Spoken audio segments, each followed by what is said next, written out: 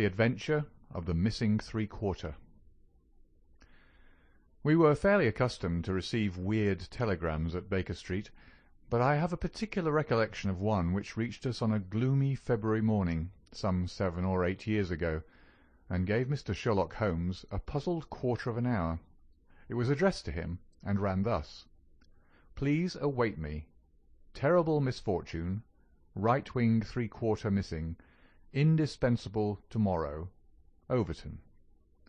"Strand postmark, and dispatched 10:36, said Holmes, reading it over and over.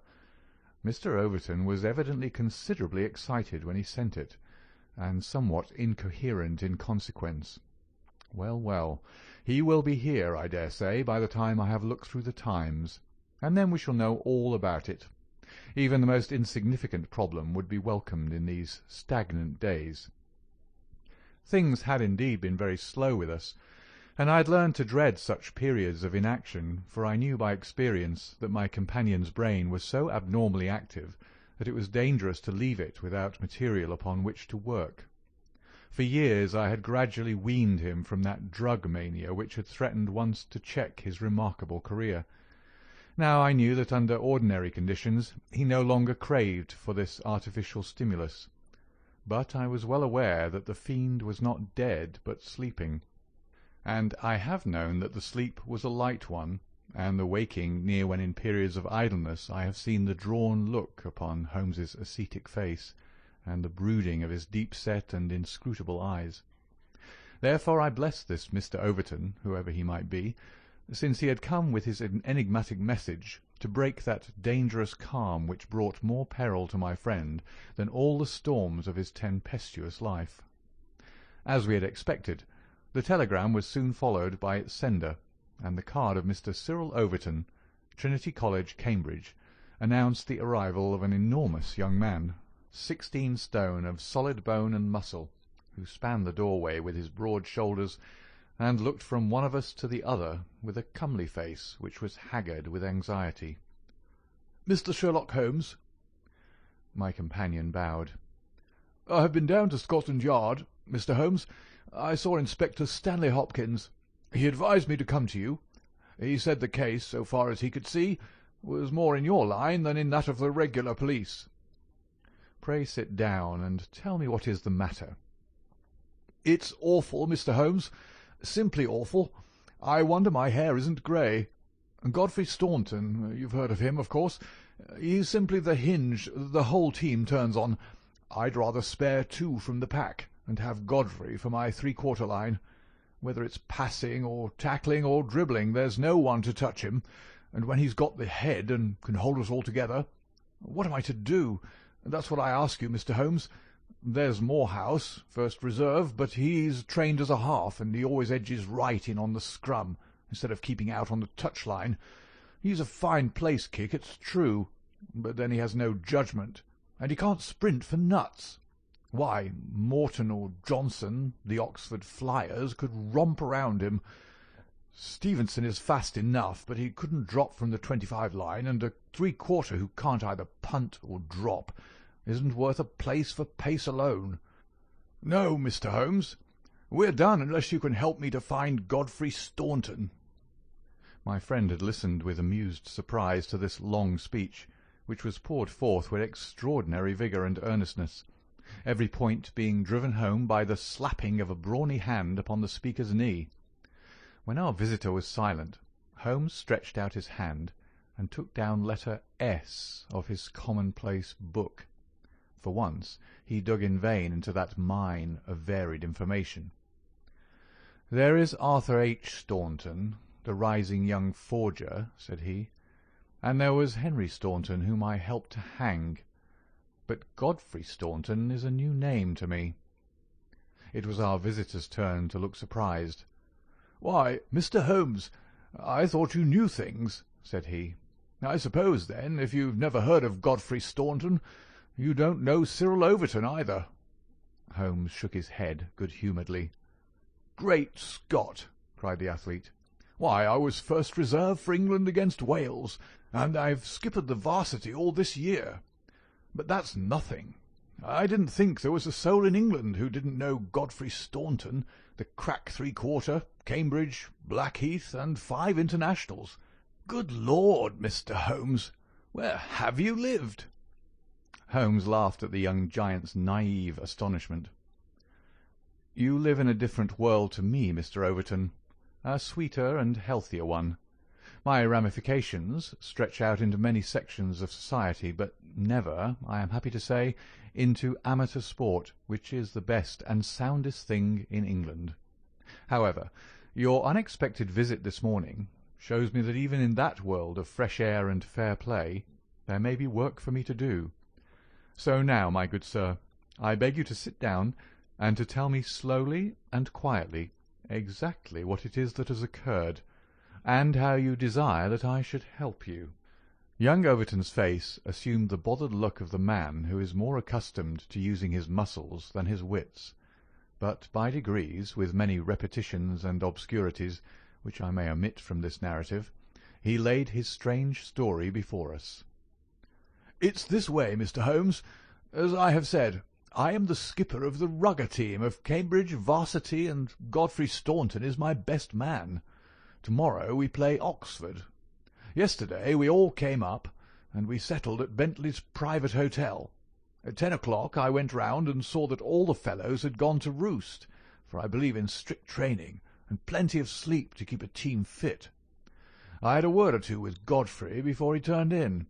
He seemed to me to be pale and bothered. I asked him what was the matter. He said he was all right, just a touch of headache. I bade him good night and left him. Half an hour later, the porter tells me that a rough-looking man with a beard called with a note for Godfrey.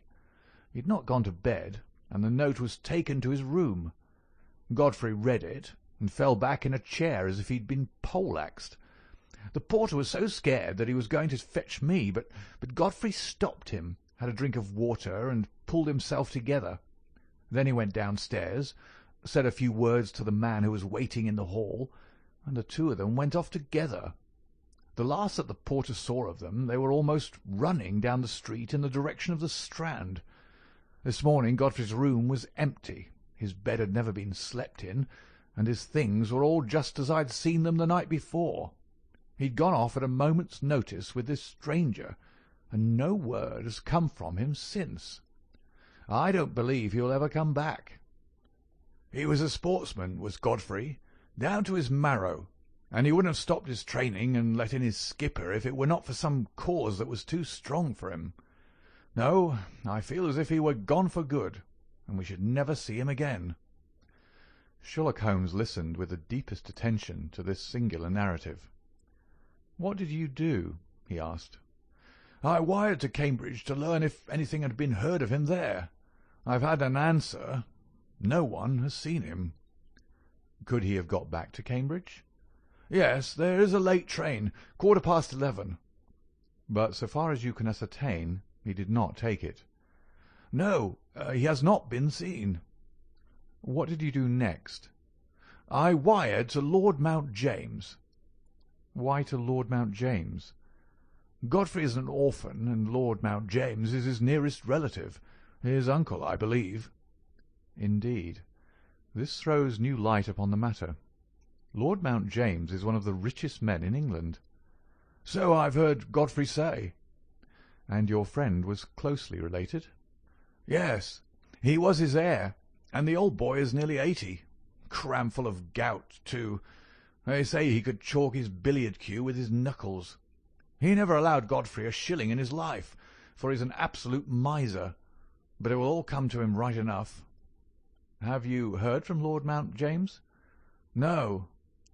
"What motive could your friend have in going to Lord Mount James?" "Well, something was worrying him the night before, and if it was to do with money, it is possible that he would make for his nearest relative, who had so much of it, though from all I have heard he would not have much chance of getting it. Godfrey was not fond of the old man. He would not go if he could help it." "Well, we can soon determine that.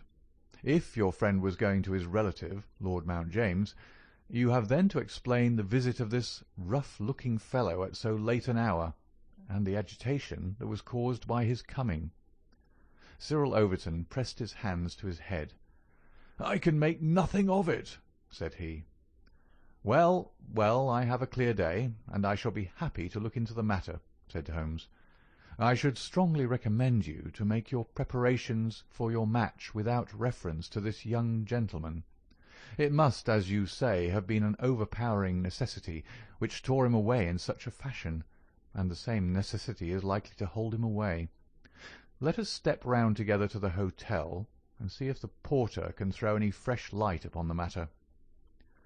Sherlock Holmes was a past master in the art of putting a humble witness at his ease, and very soon, in the privacy of Godfrey Staunton's abandoned room, he had extracted all that the porter had to tell. The visitor of the night before was not a gentleman, neither was he a working man. He was simply what the porter described as a medium-looking chap, a man of 50, beard grizzled, pale face, quietly dressed. He seemed himself to be agitated. The porter had observed his hand trembling when he had held out the note. Godfrey Staunton had crammed the note into his pocket. Staunton had not shaken hands with the man in the hall. They had exchanged a few sentences, of which the porter had only distinguished the one word, time.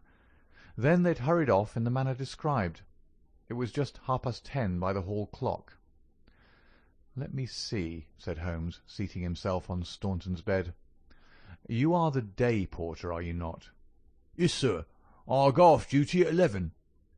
"The night porter saw nothing, I suppose?" "No, sir. One theatre party came in late. No one else." Were you on duty all day yesterday?" "Yes, sir." "Did you take any messages to Mr. Staunton?" "Yes, sir. One telegram." "Ah, that's interesting. What o'clock was this?" "About 6. "Where was Mr. Staunton when he received it?" "Here, in this room." "Were you present when he opened it?" "Yes, sir. I waited to see if there was an answer." "Well, was there?" "Yes, sir. He wrote an answer." "Did you take it?" "No, he took it himself." "But he wrote it in your presence?" "Yes, sir. I was standing by the door, and he with his back turned at the table. When he'd written it, he said, 'All right, porter, I'll take this myself.'" "What did he write it with?" "A pen, sir." "Was the telegraphic form one of these on the table?" "Yes, sir. It was the top one." Holmes rose. Taking the forms, he carried them over to the window and carefully examined that which was uppermost. "It is a pity he did not write in pencil," said he, throwing them down again with a shrug of disappointment. "As you have no doubt frequently observed, Watson, the impression usually goes through, a fact which has dissolved many a happy marriage. However, I can find no trace here. I rejoice, however, to perceive that he wrote with a broad-pointed quill pen, and I can hardly doubt that we will find some impression upon this blotting-pad. Ah, yes, surely this is the very thing." He tore off a strip of the blotting-paper and turned towards us the following hieroglyphic. Cyril Overton was much excited. "Hold it to the glass!" he cried. "That is unnecessary," said Holmes. "The paper is thin, and the reverse will give the message. Here it is." He turned it over and read, "Stand by us, for God's sake." So that is the tail end of the telegram which Godfrey Staunton dispatched within a few hours of his disappearance. There are at least 6 words of the message which have escaped us, but what remains, "Stand by us for God's sake," proves that this young man saw a formidable danger which approached him, and from which someone else could protect him.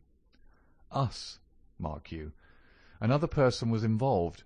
Who should it be but the pale-faced, bearded man who seemed himself in so nervous a state? What, then, is the connection between Godfrey Staunton and the bearded man?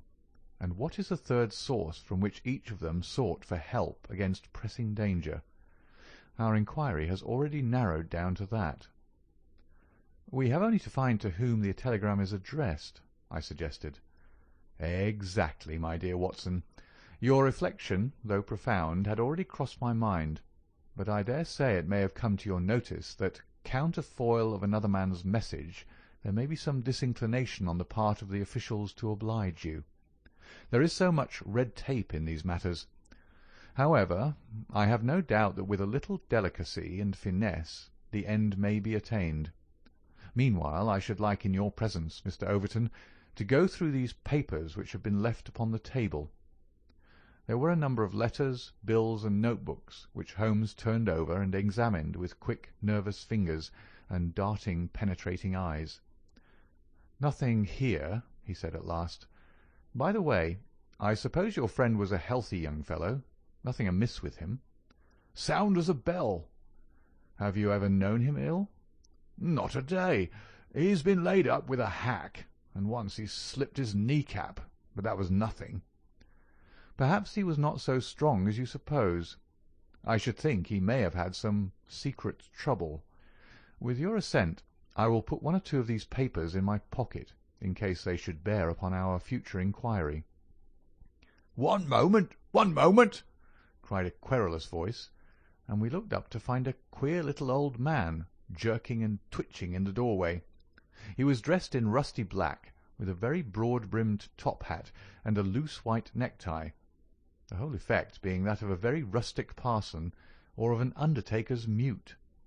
Yet in spite of his shabby and even absurd appearance, his voice had a sharp crackle, and his manner a quick intensity which commanded attention.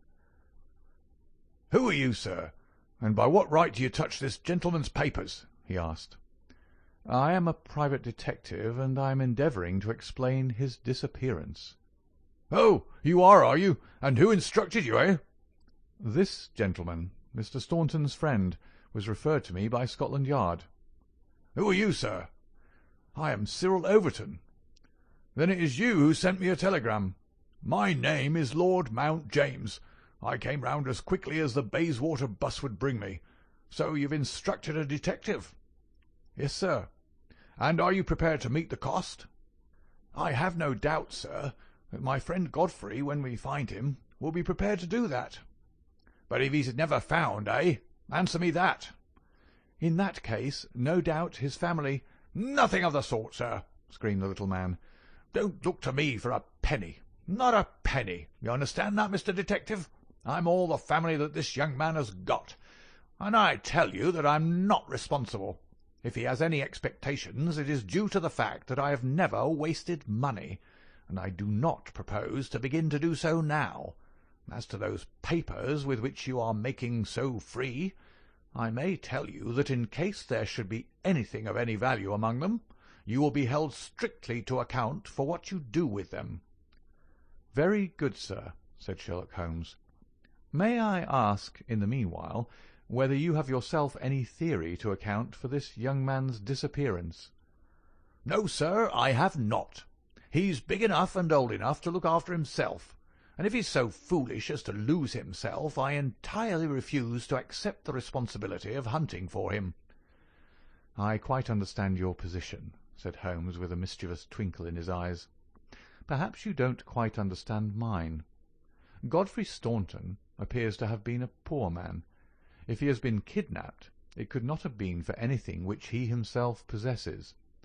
The fame of your wealth has gone abroad, Lord Mount James, and it is entirely possible that a gang of thieves have secured your nephew in order to gain from him some information as to your house, your habits, and your treasure."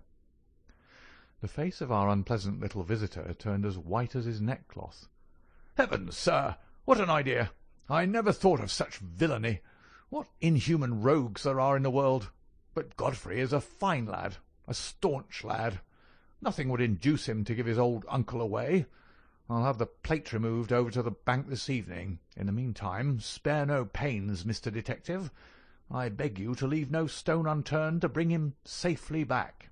As to money, well, so far as a fiver or even a tenner goes, you can always look to me." Even in his chastened frame of mind, the noble miser could give us no information which would help us, for he knew little of the private life of his nephew. Our only clue lay in the truncated telegram, and with a copy of this in his hand, Holmes set forth to find a second link for his chain. We had shaken off Lord Mount James, and Overton had gone to consult with the other members of his team over the misfortune which had befallen them. There was a telegraph office at a short distance from the hotel. We halted outside it. "It's worth trying, Watson," said Holmes. "Of course, with a warrant we could demand to see the counterfoils, but we have not reached that stage yet. I don't suppose they remember faces in so busy a place. Let us venture it." "I am so sorry to trouble you," said he in his blandest manner to the young woman behind the grating. "There is some small mistake about a telegram I sent yesterday. I have had no answer, and I very much fear that I must have omitted to put my name at the end. Could you tell me if this was so?" The young woman turned over a sheaf of counterfoils. "What o'clock was it?" she asked. "A little after 6. Whom was it to?" Holmes put his finger to his lips and glanced at me. "The last words in it were, 'For God's sake,'" he whispered confidentially. "I'm very anxious at getting no answer." The young woman separated one of the forms. "This is it. There is no name," said she, smoothing it out upon the counter. "Then that of course accounts for my getting no answer," said Holmes. "Dear me, how very stupid of me, to be sure. Good morning, miss, and many thanks for having relieved my mind." He chuckled and rubbed his hands when we found ourselves in the street once more. "Well?" I asked. "We progress, my dear Watson, we progress. I had 7 different schemes for getting a glimpse of that telegram, but I could hardly hope to succeed the very first time." "And what have you gained?" "A starting point for our investigation." He hailed a cab. "King's Cross Station," said he. "We have a journey, then?" "Yes, I think we must run down to Cambridge together. All the indications seem to me to point in that direction." "Tell me," I asked as we rattled up Gray's Inn Road, "have you any suspicion yet as to be the cause of the disappearance? I don't think that among all our cases I've known one where the motives are more obscure. Surely you don't really imagine that he may be kidnapped in order to give information against his wealthy uncle?" "I confess, my dear Watson, that does not appeal to me as a very probable explanation. It struck me, however, as being the one which was most likely to interest that exceedingly unpleasant old person." "It certainly did that. But what are your alternatives?" "I could mention several.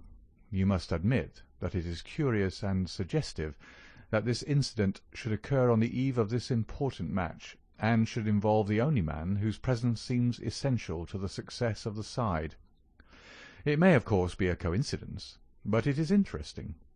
Amateur sport is free from betting, but a good deal of outside betting goes on among the public, and it is possible that it might be worth someone's while to get at a player as the ruffians of the turf get at a racehorse.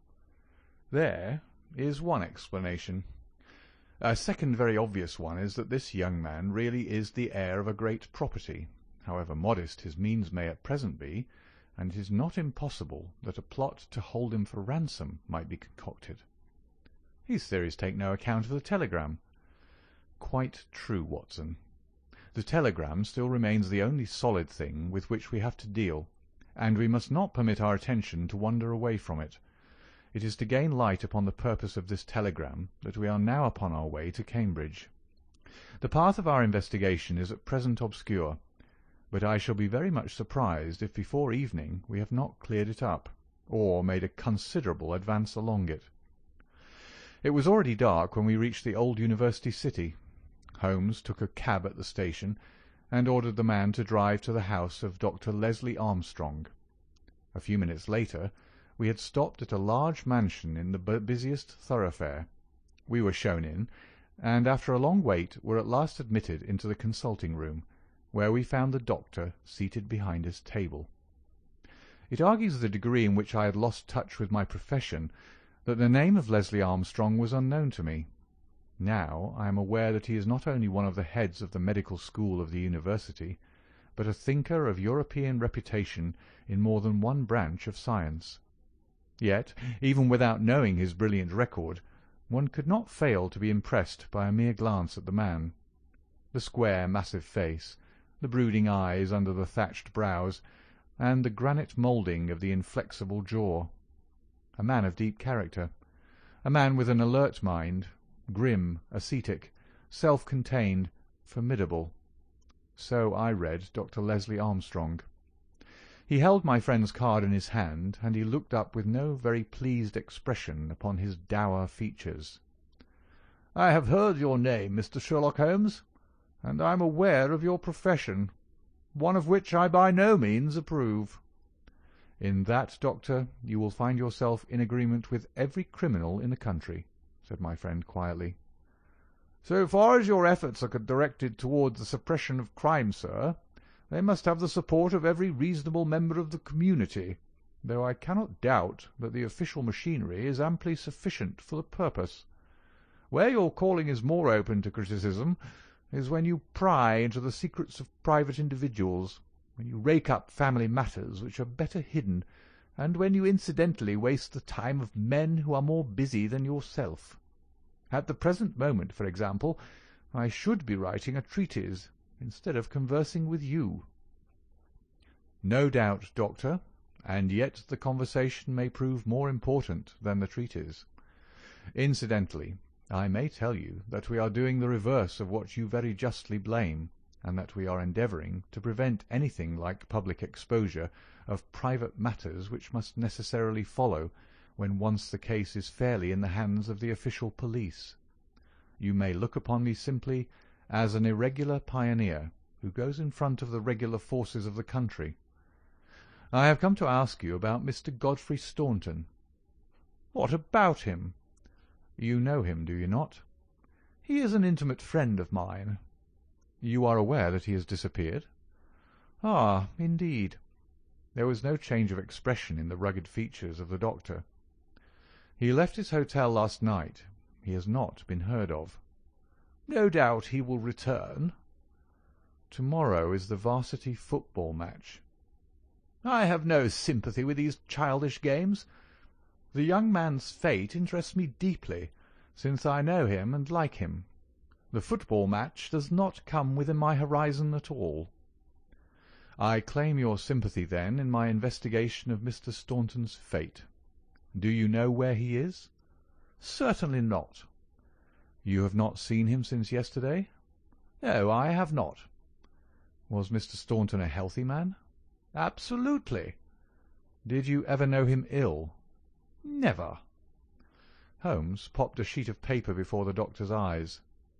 "Then perhaps you will explain this receipted bill for 13 guineas, paid by Mr. Godfrey Staunton last month to Dr. Leslie Armstrong of Cambridge. I picked it out from among the papers upon his desk." The doctor flushed with anger. "I do not feel that there is any reason why I should render an explanation to you, Mr. Holmes." Holmes replaced the bill in his notebook. "If you prefer a public explanation, it must come sooner or later," said he. "I have already told you that I can hush up that which others will be bound to publish, and you would really be wiser to take me into your complete confidence." "I know nothing about it." "Did you hear from Mr. Staunton in London?" "Certainly not." "Dear me, dear me! The post office again!" Holmes sighed wearily.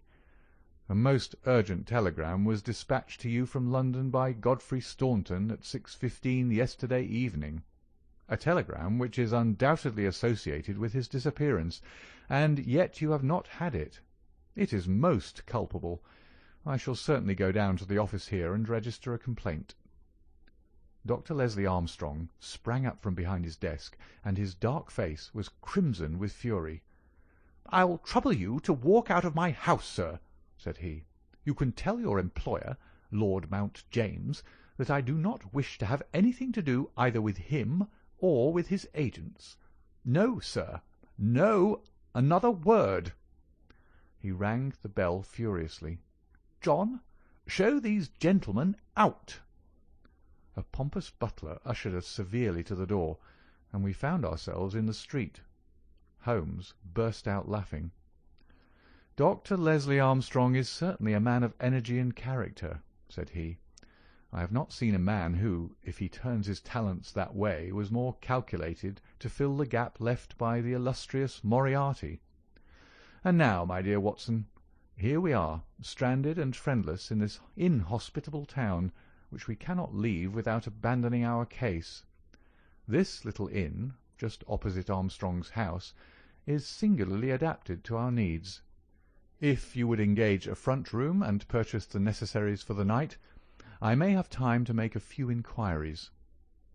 These few inquiries proved, however, to be a more lengthy proceeding than Holmes had imagined, for he did not return to the inn until nearly 9 o'clock. He was pale and dejected, stained with dust, and exhausted with hunger and fatigue. A cold supper was ready upon the table, and when his needs were satisfied and his pipe alight, he was ready to take that half-comic and wholly philosophic view which was natural to him when his affairs were going awry.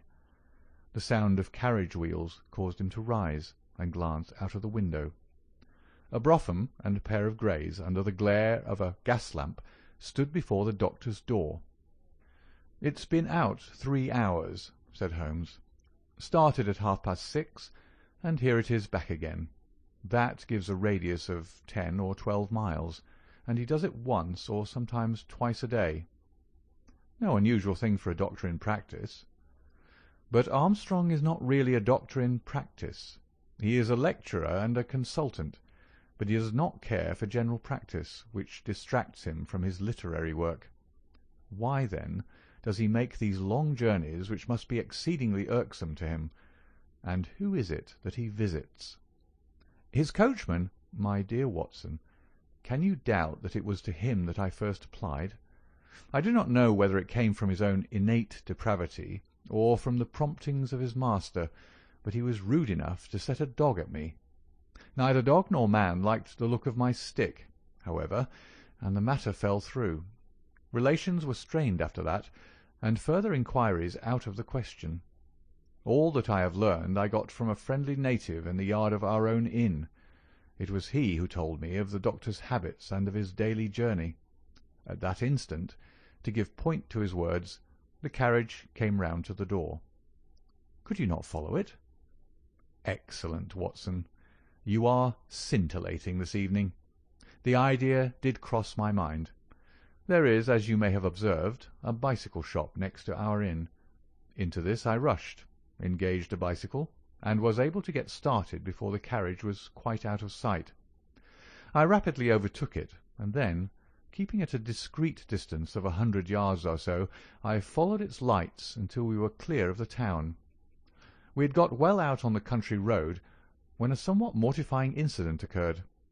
The carriage stopped, the doctor alighted, walked swiftly back to where I had also halted, and told me in an excellent sardonic fashion that he feared the road was narrow, and that he hoped his carriage did not impede the passage of my bicycle. Nothing could have been more admirable than his way of putting it. I at once rode past the carriage, and keeping to the main road, I went on for a few miles, and then halted in a convenient place to see if the carriage passed. There was no sign of it, however, and so it became evident that it had turned down one of several side roads which I had observed. I rode back, but again saw nothing of the carriage, and now, as you perceive, it has returned after me. Of course, I had at the outset no particular reason to connect these journeys with the disappearance of Godfrey Staunton, and was only inclined to investigate them on the general grounds that everything which concerns Dr. Armstrong is at present of interest to us. But now that I find he keeps so keen a look-out upon anyone who may follow him on these excursions, the affair appears more important, and I shall not be satisfied until I have made the matter clear. We can follow him tomorrow. Can we? It is not so easy as you seem to think. You are not familiar with Cambridgeshire scenery, are you? It does not lend itself to concealment. All this country that I passed over tonight is as flat and clean as the palm of your hand, and the man we are following is no fool, as he has very clearly showed tonight. I have wired to Overton to let us know any fresh London developments at this address, and in the meantime we can only concentrate our attention upon Dr. Armstrong, whose name the obliging young lady at the office allowed me to read upon the counterfoil of Staunton's urgent message. He knows where the young man is, to that I'll swear, and if he knows, then it must be our own fault if we cannot manage to know also. At present it must be admitted that the odd trick is in his possession, and as you are aware, Watson, it is not my habit to leave the game in that condition.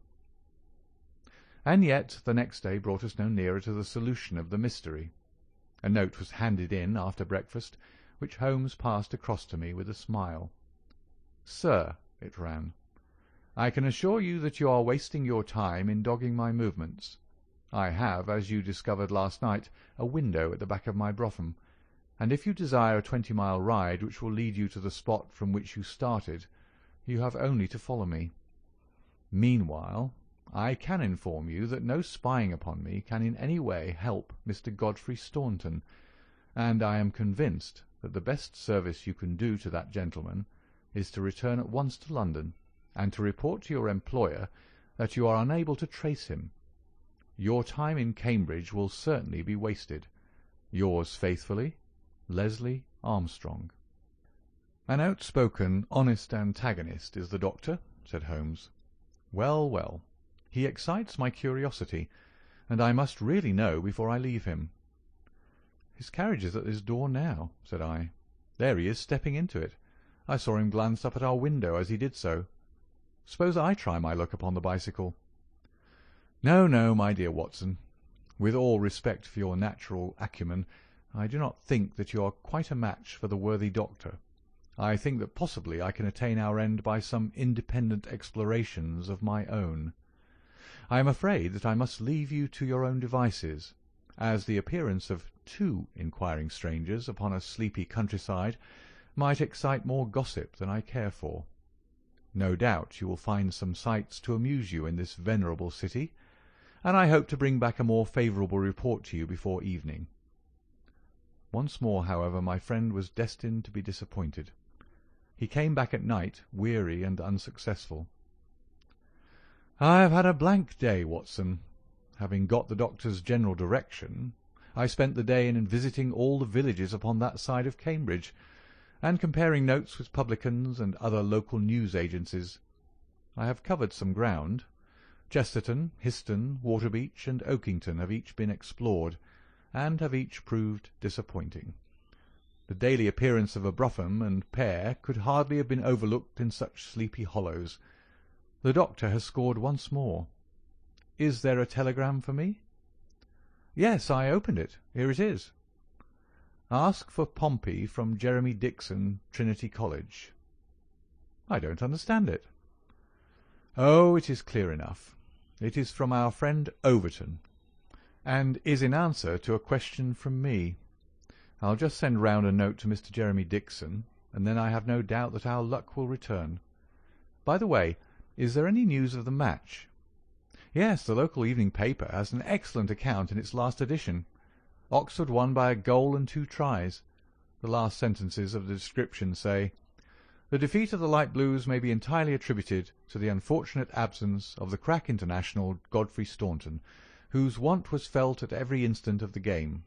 The lack of combination in the 3-quarter line, and their weakness both in attack and defence, more than neutralised the efforts of a heavy and hard-working pack.'" "Then our friend Overton's forebodings have been justified," said Holmes. "Personally, I am in agreement with Dr. Armstrong, and football does not come within my horizon. Early to bed tonight, Watson, for I foresee that tomorrow may be an eventful day." I was horrified by my first glimpse of Holmes next morning, for he sat by the fire, holding his tiny hypodermic syringe. I associated that instrument with the single weakness of his nature, and I feared the worst when I saw it glittering in his hand. He laughed at my expression of dismay, and laid it upon the table. "No, no, my dear fellow, there is no cause for alarm. It is not upon this occasion the instrument of evil, but it will rather prove to be the key which will unlock our mystery. On this syringe I base all my hopes. I have just returned from a small scouting expedition, and everything is favourable. Eat a good breakfast, Watson, for I propose to get upon Dr. Armstrong's trail to-day, and once on it, I will not stop for rest or food until I run him to his burrow." "In that case," said I, "we had best carry our breakfast with us, for he's making an early start. His carriage is at the door." "Never mind. Let him go. He will be clever if he can drive where I cannot follow him. When you have finished, come downstairs with me, and I will introduce you to a detective who is a very eminent specialist in the work that lies before us." When we descended, I followed Holmes into the stable yard, where he opened the door of a loose box and led out a squat, lop-eared, white and tan dog, something between a beagle and a foxhound. "Let me introduce you to Pompey," said he. "Pompey is the pride of the local drag-hounds. No very great flyer, as his build will show, but a staunch hound on a scent. Well, Pompey, you may not be fast, but I expect you will be too fast for a couple of middle-aged London gentlemen, so I will take the liberty of fastening this leather leash to your collar. Now, boy, come along and show what you can do." He led him across to the doctor's door. The dog sniffed round for an instant, and then, with a shrill whine of excitement, started off down the street, tugging at his leash in his efforts to go faster. In half an hour we were clear of the town and hastening down a country road. "What have you done, Holmes?" I asked. "A threadbare and venerable device, but useful upon occasion. I walked into the doctor's yard this morning, and shot my syringe full of aniseed over the hind wheel. A draghound will follow aniseed from here to John O'Groats, and our friend Armstrong would have to drive through the Cam before he would shake Pompey off his trail. Oh, the cunning rascal! This is how he gave me the slip the other night." The dog had suddenly turned out of the main road into a grass-grown lane. Half a mile farther, this opened into another broad road, and the trail turned hard to the right in the direction of the town, which we had just quitted. The road took a sweep to the south of the town, and continued in the opposite direction to that in which we started. "This detour has been entirely for our benefit, then," said Holmes. "No wonder that my inquiries among those villagers led to nothing. The doctor has certainly played the game for all it is worth, and one would like to know the reason for such elaborate deception. This should be the village of Trumpington to the right of us, and, by Jove, here is the brougham coming round the corner. Quick, Watson, quick, or we are done." He sprang through a gate into a field, dragging the reluctant Pompey after him. We had hardly got under the shelter of the hedge when the carriage rattled past. I caught a glimpse of Dr. Armstrong within, his shoulders bowed, his head sunk on his hands, the very image of distress. I could tell by my companion's graver face that he also had seen. "I fear there is some dark ending to our quest," said he. "It cannot be long before we know it. Come, Pompey. Ah, it is the cottage in the field." There could be no doubt that we had reached the end of our journey. Pompey ran about and whined eagerly outside the gate, where the marks of the brougham wheels were still to be seen. A footpath led across to the lonely cottage. Holmes tied the dog to the hedge, and we hastened onward. My friend knocked at the little rustic door, and knocked again without response. And yet the cottage was not deserted, for a low sound came to our ears, a kind of drone of misery and despair which was indescribably melancholy. Holmes paused irresolute, and then he glanced back at the road which he had just traversed. A brougham was coming down it, and there could be no mistaking those grey horses. "By Jove, the doctor is coming back!" cried Holmes. "That settles it. We are bound to see what it means before he comes." He opened the door, and we stepped into the hall. The droning sound swelled louder upon our ears until it became one long, deep wail of distress. It came from upstairs. Holmes darted up, and I followed him. He pushed open a half-closed door, and we both stood appalled at the sight before us. A woman, young and beautiful, was lying dead upon the bed. Her calm, pale face, with dim, wide-opened blue eyes, looked upward from amid a great tangle of golden hair. At the foot of the bed, half sitting, half kneeling, his face buried in the clothes, was a young man whose frame was racked by his sobs. So absorbed was he by his bitter grief that he never looked up until Holmes's hand was on his shoulder. "Are you Mr. Godfrey Staunton?" "Yes, yes, I am. But you're too late. She's dead." The man was so dazed that he could not make to understand that we were anything but doctors who had been sent to his assistance.